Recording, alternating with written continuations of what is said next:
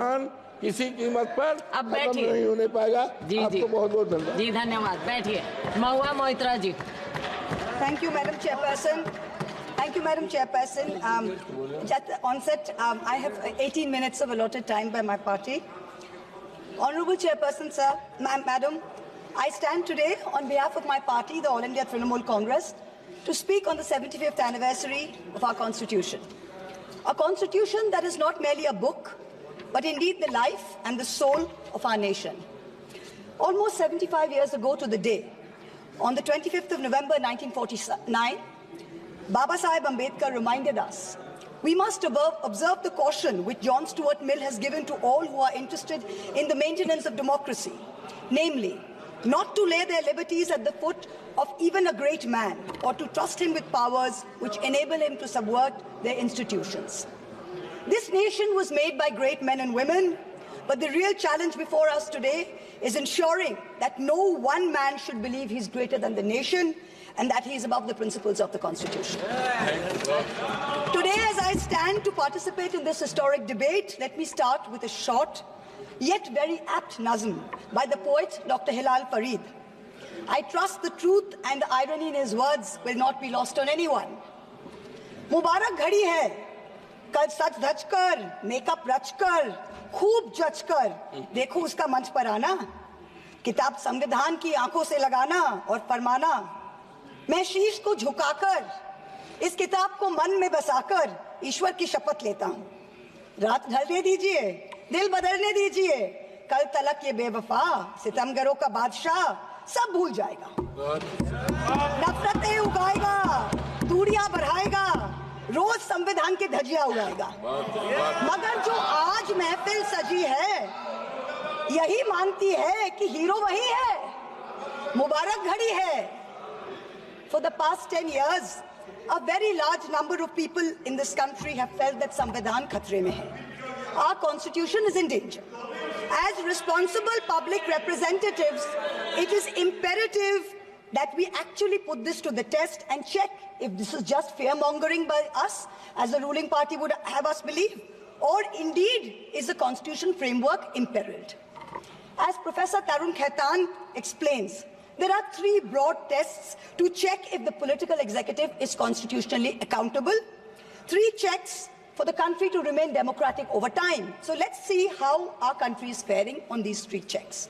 The first is direct electoral accountability to the people. The second, there is accountability to the judiciary and other fourth branch institutions. And third, there is accountability rendered by the media and civil society as watchdogs of the citizenry at large. The ruling party has the right to influence policies over a large range of matters. You cannot take away that prerogative, but it cannot usurp power in a way that kills constitutional rights for the rest of us. This government, this ruling party, when confronted with this charge, uses only one defense. What about Mrs. Gandhi's emergency? Yes, that was a full frontal attack on democracy. No question about that. But we saw it for what it was. This government's modus operandi has been indirect and creeping, an incremental systemic assault for the past 10 years. The Modi government has consistently sought to erase the distinction between the party and the state by undermining and capturing all the mechanisms that seek executive accountability. It is killing our constitution by 1,000 cuts. I'm going to point out a few of the particularly bloody cuts. In the first test, democracies seek electoral accountability from the political executive. Measures such as electoral manipulation, voter disenfranchisement, biased campaign finance over time give the ruling party an unfair advantage. Voter disenfranchisement has reached epic proportions in India. In the past general elections, as well as in the recent by-polls in many BJP-ruled states, there were widespread, documented, caught on television cameras, caught on mobile phones, instances of voter suppression, from names missing to electoral rolls, by police used to threaten, beat and intimidate voters. We saw it in Rampur, we saw it in Sambal. Entire localities were being forced to stay home. Another aspect is the largely targeted exclusion of a hated minority by a prejudiced majoritarian state, creating a whole section of second-class citizens whose rights are less equal than others. This government brought in a discriminatory Citizenship Amendment Act that is openly violative of the fundamental right to equality before law. All the BJP state governments are competing with each other in bulldozer justice, demolishing homes, usually of minorities, without due process of law. I had to go to the Supreme Court to get a stay on the unconditional and on the unconstitutional order of the UP government, demanding that minorities, that Muslims, put identifying markers on their eateries in shops during the Kawad Yatra. This is blatantly a violative of Article 15. Let us move on to campaign finance now. In 2014, both the BJP and the Congress were held liable for illegally accepting foreign contributions. In response, this government retrospectively amended the Foreign Contribution Regulatory Act, FCRA 2010, to narrow the definition of a foreign company and thereby remove the illegality with retrospective effect. This was done surreptitiously. The Act of 2010 was not amended by a separate bill. It was done via clauses slipped into the Finance Act 2016 and the Finance Act 2018. The amendments not only legalized foreign funding of political parties, they also created a new funding vehicle called electoral bonds. In 2017-18, the BJP got 97.7% of funds that were legalized by surreptitious changes to the campaign finance laws. When the electoral bond numbers came out earlier this year, we saw that the BJP had between 54 and 57% of the total amount raised in the past 6 years. This kind of unfair advantage for the BJP in campaign finance has created a very skewed playing field for the opposition in recent years. There's no denying this. The use of the government funds to promote BJP and to promote Modi ji's political branding in the run-up to the elections, Modi ji ki guarantee, Modi ji ka parivar, creates a media blitzkrieg that few smaller parties can match. For a free and fair electoral process, a neutral referee is necessary. So in addition to electoral accountability, our constitution lays down a second check of institutional accountability, where the government is scrutinized by the judiciary and by various fourth branch institutions, such as the Election Commission, the Vigilance Commission, a human rights watchdog, an anti-corruption body. The appointment mechanism of these fourth branch institutions, along with their functional autonomy, is what keeps them independent. What has this government done? This government willfully defied the spirit of the Supreme Court ruling on the Election Commission's independence by replacing the Chief Justice of India on the selection committee with a government-appointed minister. So you have a 2-to-1 majority. Prior to Modi ji becoming Prime Minister, how often did we hear of an election commissioner not filling their full term? So ever since this government has come in, 2 election commissioners have inexplicably quit before their terms have ended. The 2024 elections saw egregious violations of the Model Code of Conduct by the BJP, and specifically by the Prime Minister, which an eager and compliant commission blatantly ignored. But even the smallest violation by an opposition party saw the ECI taking prompt, stringent action. For free and fair elections, just like justice must not only be done, but must also be seen to be done. So public trust and democracy has to be restored by this election commission. We've jokingly started calling it the Modi ji Code of Conduct. Other institutional bodies have been similarly compromised. Appointments to the National Human Rights Commission have been widely criticized, especially of Justice Arun Mishra and others close to the establishment. This is a judge who, while in office, heaped praise on Modi ji, calling him an international visionary who thought globally and acted locally. And lest the Treasury benches claim this assessment is a biased one, please remember, it is precisely this kind of appointments that have undermined the independence of the NHRC, so much so that the NHRC has lost its UN accreditation. The NHRC can no longer represent India or vote at the UN Council of Human Rights. Allow me to turn to a simple instance of what human rights under the rule of law means: the right to bail. The erstwhile outgoing Chief Justice of India waxed eloquent recently about how the right to bail has been granted during his tenure for all. A range of under-trials, from A to Arnab to Z for Zubair. His alphabet, unfortunately, seems abbreviated because it did not include G for Gulfisha Fatima, didn't include H for Hani Babu, didn't include K for Khalid Safi, didn't include S for Sharjul Imam, and U for Omar Khalid, and countless others. The former Chief Justice made it a point to say that the Supreme Court is not meant to act like the political opposition.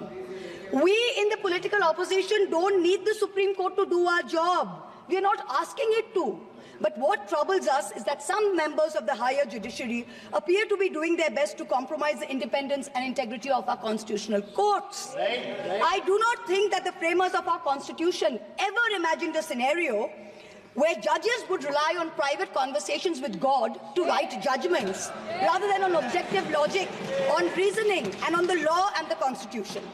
The Honourable Defence Minister, in a speech this morning, mentioned the courage of the late Justice H.R. Khanna to dissent in 1976. May I remind everyone that Justice Khanna lived for 32 years after 1976 under a largely Congress regime, long enough to write his autobiography, which the minister quoted from. Unlike poor Justice Lohia, who's resting in peace long before his time. Delays in filling vacancies in the Central Information Commission is denying citizens their right to information. Currently, the CIC has only 3 commissioners, including the chief, instead of the mandated 10, and has 22,000 pending appeals filed by people against the denial of information by this government. The third dimension of executive accountability is discursive accountability. Citizens in a democracy expect their government to be able to justify their actions by way of public discourse with civil society. This government on a daily basis is pursuing unconstitutional methods of restricting freedom of the press and freedom of speech. Its ill-conceived amendments to the IT rules to create fact-checking units was recently struck down by the Bombay High Court as being violative of Articles 14 and 19 of the Constitution. The latest UP police cases against fact-checker Mohammad Zubair, when the UP police is invoking de facto sedition against a fact-checker who is documenting hate speech. This is preposterous. I am one of the petitioners challenging the constitutionality of the sedition law, and the Supreme Court has very clearly stated that no coercive action will be taken on alleged sedition cases till the matter is decided. Yet the government doesn't stop. The Bharatiya Nyaya Samhita, which the ruling party brought in last year when most of the parliamentarians were suspended, they said we are dropping sedition, but you also replaced it with a far more draconian Section 152. There's also something else which we all need to think about. The BNS for the first time adds terrorism as a punishable offence and defines it as an act that intends to threaten the unity, integrity and security. So the crime of terrorism is no longer anchored in an actual act. It's anchored in an intent or a thought. This means that from now onwards, the parents of disappearing Kashmiris or disappearing Manipuris who are protesting peacefully in a park can be accused of being terrorists. What they do or do not do in that park while they assemble is besides the point. As long as a police officer is convinced that they have the intent to do something, they can be terrorists. This makes terrorism a thought crime. Madam Chairperson, this is closer to the letter and spirit of the dystopian reality in George Orwell's 1984 than it is to the Constitution of India. Let me turn to how the policy of 1,000 cuts has damaged our institutions. Institutions like the Enforcement Directorate and the CBI have turned into extortionist departments for the government. 14 political parties approached the Supreme Court against the coercive criminal actions of these two agencies. 95% of cases by these two agencies are against opposition politicians. Since 2014, 25 opposition leaders facing corruption have crossed over to the BJP. 23 of them have got reprieves. 3 cases are closed. 20 cases are stalled. For years, the CBI was used to put pressure on NDTV and its promoters via a bogus case. Now that the channel's been captured, it's been sanitized, CBI says that there was never any case to start with. Airports and large infrastructure have been captured by crony capitalists by similar misuse of the ED and the CBI. In a cooked-up case against me, the CBI is wasting precious time and resources looking for a scarf and lipstick that a friend gifted me. These actions have cost India the first ever human rights violation by the Interparliamentary Union in Geneva, the global body governing all national legislatures. After the abrogation of Article 370, there has been a flagrant crackdown of the constitutional rights of the people of Kashmir. Free speech and movement have been hampered. Passports cancelled without any pending cases. Never heard of it. Manipur, an integral part of the Union of India, seems to have a complete breakdown of constitutional machinery. The failure of governance is stark. The Union government under Article 355 of the Constitution is obligated to assist states in the maintenance of law and order. In May 2024, in the Supreme Court, Solicitor General stood up and said the violence is subsiding. Yet, horrifying incidents are happening every day. I petitioned the Supreme Court in the Manipur violence case. Senior Advocate Indira Jaisingh appeared for me. An expert committee was set up. But then after 27 or more hearings, there is no relief, there is no justice yet. Time constraints don't allow a more in-depth analysis, but it is crystal clear that this political executive of the past 10 years has systematically eroded democracy. It failed spectacularly on all three tests of constitutional accountability laid out by Professor Khaitan. Our constitution is bleeding from 1,000 cuts. Samvidhan khatre mein zarur hai. The need of this hour is to ensure that the idea of India survives in its purest form. This burden is heavier on some of us than on others. The judiciary and the media have a far greater responsibility in protecting our constitution than to normal citizens. History will not be kind to you, your lords and ladyships, if you falter. To every Chief Justice of India, past and present, I say this: yours is not to worry about your personal legacy. Yours is not to take directions from God. Yours is not to have a private family function turned into a televised circus with the political executive. The Constitution is your only God. The Constitution should be the only Atithi who should be in your home as your Deva. Attention-seeking divas do not leave legacies. Upholders and protectors of our basic sovereign rights will only be remembered. To the media, I say, you play a huge role in guaranteeing our democracy's survival. Live up to it. To taking a few liberties with Faiz Ahmed Faiz's immortal words, let me tell you. सब ताज उछाले जाएंगे, सब तख्त गिराए जाएंगे, बस नाम रहेगा संविधान का. In conclusion, I pay homage to the 17 women of India's Constituent Assembly who laid the path for all of us like me to stand here today. And I would like to remind us of Vijayalakshmi Pandit's words. Freedom is not for the timid. Protecting our constitution in these harrowing times requires courage.